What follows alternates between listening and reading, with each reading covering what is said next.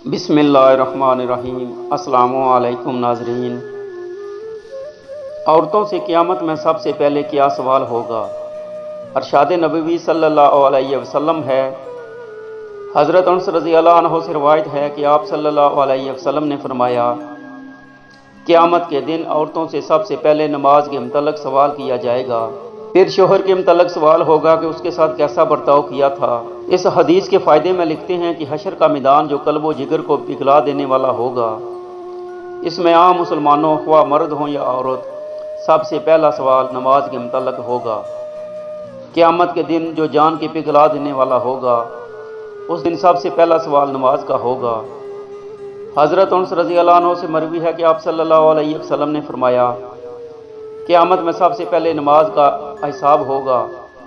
अगर ये सही निकला तो वो दूसरे अमाल भी सही निकले होंगे। अगर इसमें गड़बड़ हुई तो दूसरे अमाल में भी गड़बड़ ही होगी।